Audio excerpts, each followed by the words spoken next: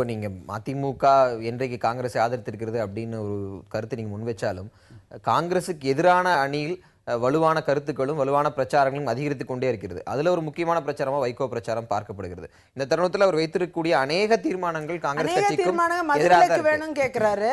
ஏன் தமிழ்நாட்டில் மதுவிலக்கை அமல்படுத்தட்டுமே? அவர் இப்ப திமுகவோட கூட்டணி இல்லை, அதிமுகவோட தான் போறாரு.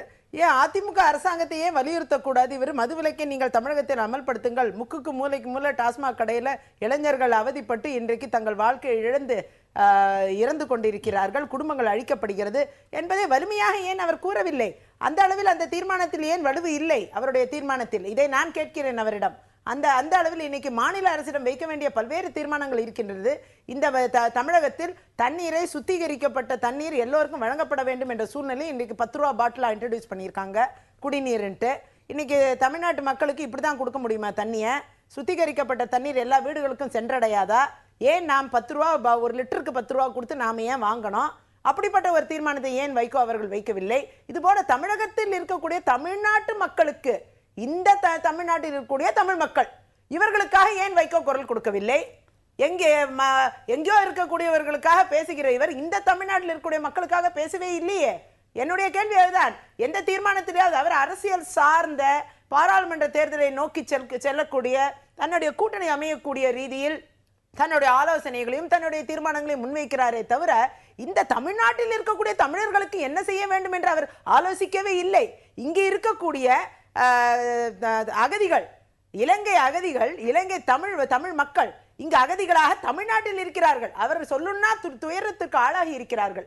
அவர்களுக்காக இவர் ஏதாவது தீர்மானம் போட்டாரா? அவர்களுக்காக ஏதாவது நல்லது செய்ய வேண்டும் என்று இவர் நினைத்தாரா? அது எதையுமே கூறவில்லையே.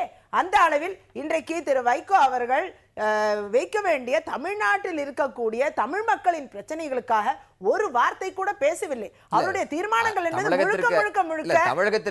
அரசியல் ரீதியான தீர்மானங்கள், அரிசி ஒதுக்கீடோ நதிநீர் பிரச்சனையோ மதுவிலக்கு என்பதெல்லாம் தமிழ்நாட்டில் உள்ள உட்பட்ட, அதாவது அரிசி ஒதுக்கீடு என்பது இன்றைக்கு 39 லட்சம் டன் ஒரு ஆண்டிற்கு வரவிருக்கிறது. இந்த உணவு பாதுகாப்பு சட்டம் உருவாக்கப்பட்டதால் இன்றைக்கு 7,70,000 டன் அரிசி அதிகமாக ஒரு ஆண்டிற்கு அதிகமாக தமிழகத்துக்கு கிடைக்கவிருக்கிறது.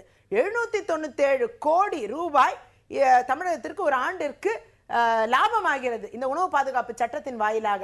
அந்த அளவில் பாத்தீங்கன்னா இன்றைக்கு 3 ரூபாய் அரிசியின் கொடுக்கிறது. 3 ரூபாய் அரிசியின் கொடுக்க அவர் 3 ரூபாய் அரிசியை பத்தி சொல்லியிருக்காரு. 3 ரூபாய்க்கு தான் அரிசி கொடுக்குறாங்க. பெரும்பான்மையான அரிசி என்பது 3 ரூபாய்க்கு வழங்கப்படுகிறது. அப்படி இருக்கும் பொழுது தமிழகத்திற்கு லாபமாக அமையக்கூடிய சட்டத்தை அவர் ஒரு தீர்மானமாக பாராட்டுவதை விட்டுவிட்டு அவரை விமர்சிப்பது என்பது அரசியல் காரணங்களுக்காக தான்.